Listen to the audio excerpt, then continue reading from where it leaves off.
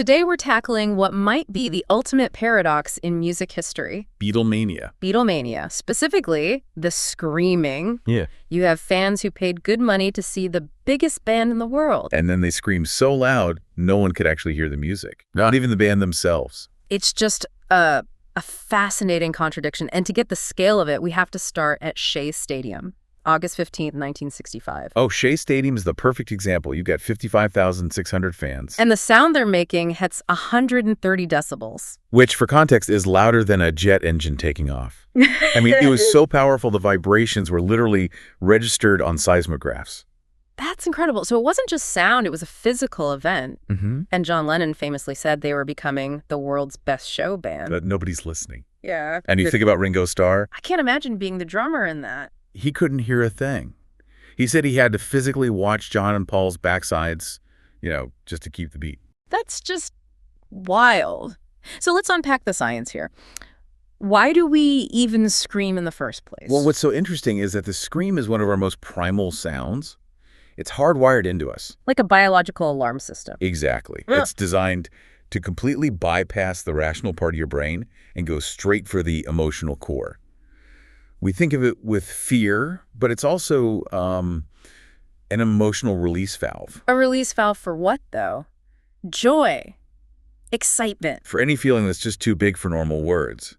And in a crowd, it becomes contagious. It creates this powerful sense of group identity. So it's not a new thing, then? I mean, this didn't just start with the Beatles. Oh, not at all. You had the Bobby Soxers screaming for Frank Sinatra back in the 40s. And Elvis, of course, was causing riots. So the performer becomes this fantasy object. Right. And the scream's the bridge. It's the tool you use to try and make that fantasy real, to connect across that impossible distance. And the Beatles were just the perfect storm for that, weren't they? The perfect engine. You had 4 of them, each with a distinct, charming but non-threatening personality. So every girl could have her favorite. And the timing, that was just crucial. Absolutely.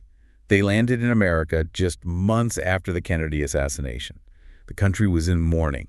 It desperately needed some kind of uncomplicated joy. And 73 million people, 40% of the U.S. population, watched them on The Ed Sullivan Show. They were just ready for that release. Yeah. And the Beatles walked right into that need. It's important to distinguish the intent here. This isn't like screaming at a sports game. That's a great point. In sports, the noise is functional. You're trying to distract the other team, influence the outcome. But at a Beatles concert, the music had already won. The scream wasn't to achieve something. It was the thing. A purely expressive, visceral reaction. And the physical toll it took on the fans just proves how committed they were. We're talking about fainting, crying fits, temporary hearing loss. And they just didn't care. They didn't care at all. The feeling of being part of that massive emotional experience was what mattered. That was the real currency. Meanwhile, the band is just getting more and more frustrated. George couldn't hear his own guitar solos. Right, and the songs would just get faster and faster from all the adrenaline because they had no tempo reference. Which eventually leads them to stop touring altogether. Their last show was at Candlestick Park in 1966. But here's the beautiful irony.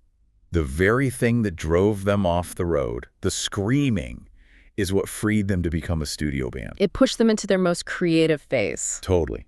They went on to make Abbey Road, albums so complex and layered that could never have been performed live back then anyway.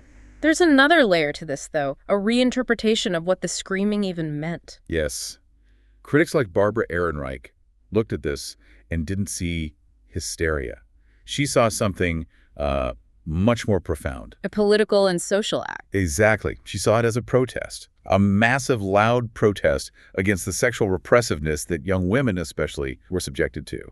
So it was, in her words, the first and most dramatic uprising of women's sexual revolution. A way for them to publicly claim space and express these huge disruptive emotions in a way society had never allowed before. So in the end, you have this generative conflict. The fans loved the music so much they literally made it impossible to hear. And that act of, you could say, sonic destruction led the band to create their greatest masterpieces. It's an amazing story. And it leaves you with a question, doesn't it? When we see modern fandoms for artists like BTS or Taylor Swift, and we see that same kind of intense collective female emotion, do we still have a tendency to dismiss it? To just label it as hysteria? It's something to think about the next time you hear a truly deafening crowd.